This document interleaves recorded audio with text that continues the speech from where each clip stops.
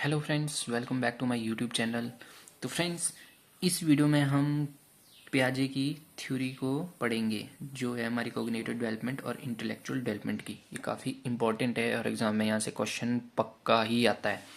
मतलब लेके चलो कि आर्ट्स है, टैट आर्ट्स का टैट है या तो फिर मेडिकल नॉन मेडिकल जिसका भी टैट है, ठीक है, जहाँ पर साइकोलॉजी पूछता है वहाँ पर यहाँ से क्वेश्चन पक्का ही है। तो आप इसको एग्ज़ाम में छोड़ के नहीं जा सकते कि ये वाला टॉपिक रहने देता हूँ। तो जो हमारी कॉग्निटिव डेवलपमेंट और मतलब इंटेलेक्चुअल डेवलपमेंट थ्योरी है वो किसने दी है? पियाजे ने दी है। तो वो कहाँ से थे? एक स्विट्ज़रलैंड के साइकोलॉजिस्ट थे, ठीक है। उन्होंने क्या कहा था, मैं आपको की पॉइंट्स बताता हूँ ताकि आपको एग्ज़ाम में थोड़ी हेल्प हो जाए जल्दी से, ठीक है। पियाजे ने कहा था कि children become biologically mature when they start forming their own concept about object, ठीक है। मतलब इनका कहना था कि जो चिल्ड्रन होते हैं वो एक लिटिल साइंटिस्ट होते हैं। एग्ज़ाम में क्वेश्चन आते हैं कि वो कौन से साइंटिस्ट थे जिन्होंने कहा था कि जो चाइल्ड होते हैं वो एक लिटिल साइंटिस्ट होते हैं, या वो कहा था पियाजे ने, या तो पियाजे ने क्या कहा था कि चाइल्ड आर लिटिल साइंटिस्ट। इस हिसाब से क्वेश्चन आते हैं। तो they create their own theories and learning through activity. मतलब उनका मानना था कि जो चिल्ड्रन है उनको मतलब वो सीखता है खुद से, खुद से सीखता है वो अपनी मतलब लर्न करता है एक्टिविटी के थ्रू, ठीक है। Children thinking is different from that of the adult, ठीक है। उनकी जो थिंकिंग होती है वो एक अडल्ट की थिंकिंग से बहुत अलग होती है, ठीक है, क्योंकि वो एक लिटिल साइंटिस्ट है। तो वो जो भी मतलब करेगा वो उसके लिए एक एक्सपेरिमेंट है, ठीक है। तो मतलब एक्टिविटी कर रहा है मीन्स एक्सपेरिमेंट कर रहा है, तो वो वहाँ से कुछ नया सीख रहा है, ठीक है। उसके बाद फादर ऑफ चाइल्ड साइकोलॉजी भी कहा जाता है जीन पियाजे को, फादर ऑफ जेनेटिक एपिस्टोमोलॉजी वो भी जीन पियाजे को ही कहा जाता है, ठीक है। उसके बाद अब हम चलते हैं नीचे की उन्होंने क्या कहा था और क्या था इसमें जो इम्पोर्टेंट एग्ज़ाम परस्पेक्टिव से। इसमें उन्होंने कहा था कि मेंटल एक्शन और process of acquiring knowledge and understanding through thought and experience and the sense, ठीक है। और पियाजे का बिलीव था कि इंटेलिजेंस डेवलप होती है एक्शन के थ्रू, ठीक है। ये भी क्वेश्चन होता है एग्जाम में आता है कि पियाजे का बिलीव क्या था कि इंटेलिजेंस जो डेवलप होती है वो कहाँ से डेवलप होती है? एक्शन के थ्रू, क्योंकि चाइल्ड एक लिटिल साइंटिस्ट है। तो वो जो भी काम करता है वो एक्टिविटी के थ्रू करता है, एक्शन से करता है, ठीक है। उसके बाद पियाजे says no need of verbal teaching required, ठीक है। बच्चे को कोई भी वर्बल मतलब बोल के टीच करने की ज़रूरत नहीं है। तो उनको कोई वर्बल टीचिंग की ज़रूरत नहीं होती है, वो एक्शन के थ्रू सीखते हैं, ठीक है। ये भी एक क्वेश्चन है। तो उसके बाद बोला चाइल्ड एक्वायर नॉलेज थ्रू, ठीक है। बच्चा नॉलेज कैसे अपने अंदर गेन करता है? सबसे इम्पोर्टेंट ये 3 पॉइंट है, अडेप्टेशन, स्कीमा और इक्विलिब्रियम, ठीक है। अडेप्टेशन क्या होता है? ये डेफिनेशन की पता होना चाहिए कि ये क्या होता है। एग्जाम में यहीं से इन तीनों से ही क्वेश्चन बनता है, ठीक है। अडेप्टेशन होती है the process in which human being adjust to their environment is called adaptation, ठीक है। उसके बाद इट इंक्लूड टू प्रोसेसेस। तो इनमें 2 प्रोसेसेस होती हैं, एसिमिलेशन और एकोमोडेशन। अडेप्टेशन का मतलब ये हुआ कि ह्यूमन बीइंग है वो मतलब जो मतलब एडजस्ट किस हिसाब से एडजस्ट हो रहा है, ठीक है, अपने इन्वायरमेंट में, उसको हम अडेप्टेशन कहते हैं। Process in which human being adjust to their environment, एक ऐसी प्रोसेस है जहाँ पर जो ह्यूमन बीइंग है वो अपने इन्वायरमेंट में एडजस्ट होना सीखते हैं, उसको हम अडेप्टेशन बोलते हैं। एसिमिलेशन क्या बोलता है कि जो addition of new knowledge plus previous knowledge. मतलब कि आपके पास मान लो आपको पता था कि फॉर एग्ज़ाम्पल, जैसे कि एग्ज़ाम्पल से आपको समझाऊं कि आपको मतलब फॉर एग्ज़ाम्पल कि आपको पता है कि गाड़ी सिर्फ पेट्रोल से ही चलती है, आपको नहीं पता कि डीजल भी होते हैं, कोई अदर थिंग्स और भी चीज़ें हैं। तो आपको पता था कि प्रीवियस नॉलेज क्या था आपको कि गाड़ी पेट्रोल से चलती है, लेकिन आपको बाद में पता चला कि गाड़ी है वो डीजल से भी चलती है, ठीक है, वो ईवी से भी चलती है। तो ये हमारी न्यू नॉलेज है, ठीक है, मतलब चार्जिंग से भी चलती है। तो ये हमारा न्यू नॉलेज है। तो प्रीवियस नॉलेज में जब न्यू नॉलेज डालेंगे तो उसको बोलेंगे हम assimilation. Assimilation is the addition of new knowledge into existing knowledge, ठीक है। उसके बाद एकोमोडेशन। एकोमोडेशन होता है कि एडिशन ऑफ न्यू नॉलेज और information in previous knowledge to modify it.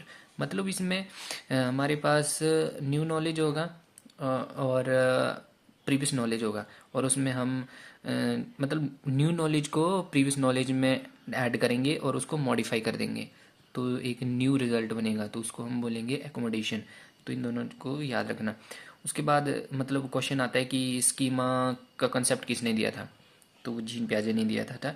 ठीक है, स्कीमा होता क्या है? स्कीमा होता है बिल्डिंग ब्लॉक ऑफ नॉलेज है। ठीक है, ठीक है। स्कीमा किस हिसाब से अरेंज्ड होता है? Small packet of information in long term memory में स्टोर होता है। ठीक है, schema include knowledge from adaptation, accommodation and assimilation. ये जो नॉलेज कहाँ से वो करता है, कहाँ से नॉलेज आता है इसके पास? अडेप्टेशन से, एसिमिलेशन से और एकोमोडेशन से। यहाँ से सारा नॉलेज इसकी लॉन्ग टर्म मेमोरी में मतलब स्टोर रहता है। ठीक है, उसके बाद इक्विलिब्रियम। इक्विलिब्रियम क्या है? It is the balance between assimilation and accommodation. ठीक है, एसिमिलेशन और एकोमोडेशन के बीच क्या मतलब बैलेंस, कौन कौन सा फैक्टर है जो बैलेंस बनाए रखता है? तो वो इक्विलिब्रियम है। ठीक है, it help to explain how children are able to move from one stage of thoughts into next stage. ठीक है, ये था हमारा इसकी तीन। तो फ्रेंड्स इस थ्योरी में इतना ही था, मतलब और भी क्वेश्चन बन सकते हैं, उसको हम बाद में करेंगे जब मैं वन शॉट क्लास लाऊंगा एक, मतलब टोटली एमसीक्यू की, तो वहाँ पर आप इन क्वेश्चन के आंसर देंगे। अभी मैं सिर्फ थ्योरेटिकल पढ़ा रहा हूँ, क्योंकि आपको थ्योरी पता होगी तभी आप ज़्यादा से ज़्यादा क्वेश्चन गेन कर सकते हैं और आप उसका एग्ज़ाम में सही से टिक कर सकते हैं। जब आप एमसीक्यू पढ़ते हैं तो आपको सिर्फ एक ही क्वेश्चन का पता होता है, लेकिन यहाँ पर आप डिफरेंट डिफरेंट थ्योरी से आप डिफरेंट डिफरेंट क्वेश्चन को टैकल कर सकते हैं। ठीक है, तो फ्रेंड्स और इसमें कुछ इंपॉर्टेंट फैक्ट हैं, वो जीन पियाजे की थ्योरी से रिलेटेड हैं। उन्होंने एक बुक लिखी थी, वो है language and thought of the child. ठीक है, ये इन्होंने बुक लिखी हुई है। ठीक है, डेवलपमेंट ऑफ डिसकंटिन्यूस प्रोग्रेस। ठीक है, ये भी इन्होंने स्टेज वाइज दिया था। ठीक है, लैंग्वेज बेस्ड अपॉन, किसके ऊपर लैंग्वेज बेस करती थिंकिंग, ये क्वेश्चन एग्जाम में पूछे थे तो करके मैंने यहाँ पर लिखे हुए हैं। तो उसके बाद फैक्टर कौन कौन से हैं जो अफेक्ट करते हैं कोग्निटिव डेवलपमेंट को? तो इसमें पहला फैक्टर है माल न्यूट्रिशन। ठीक है, उसके बाद experience and interaction with environment. ठीक है, सोशल इंटरेक्शन और इक्विलिब्रियम। ये चार फैक्टर हैं जो कोग्निटिव डेवलपमेंट को अफेक्ट करते हैं। ठीक है, उसके बाद इसमें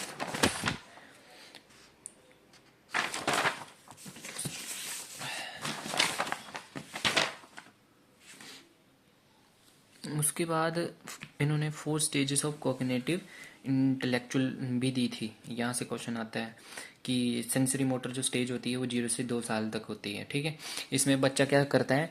लर्न थ्रू सेंसेस। मतलब क्वेश्चन पूछते हैं कि कौन सी स्टेज में बच्चा सेंसेस के थ्रू लर्न करता है, तो वो हमारी सेंसरी मोटर स्टेज होती है। ठीक है, उसमें और इसमें और क्या सीखता है बच्चा? इमिटेशन करना, नकल करता है। वो बच्चा नकल करके, दूसरों की नकल करके सीखता है।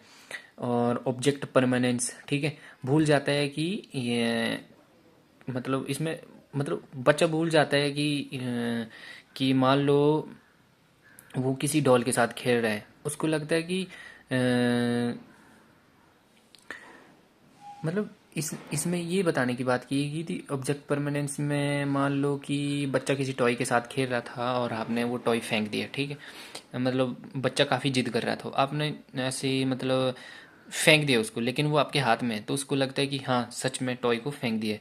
तो मतलब उसको मतलब ऑब्जेक्ट परमानेंस नहीं रहती इस स्टेज में। तो इसमें हमने क्या सीखा कि बच्चा क्या करता है? लर्न थ्रू सेंसेस सीखता है, इमिटेशन के थ्रू सीखता है और ऑब्जेक्ट परमानेंस इसमें ही होती है। ठीक है, तो दूसरी वाली स्टेज हमारी प्री ऑपरेशनल स्टेज, ये 2 से 7 साल तक रहती है। ठीक है, इसमें और क्या क्या अराइज होता है? इसमें ईगोसेंट्रिक, ठीक है, मतलब थॉट्स जो हैं हमारे वो नैरो हो जाते हैं, और एनिमिस्टिक थिंकिंग मतलब डेवलप होती है, कि बच्चे को लगता है कि जो कुछ भी है वो सब लिविंग थिंग्स हैं। ठीक है, मतलब डॉल भी है, वो भी एक लिविंग है।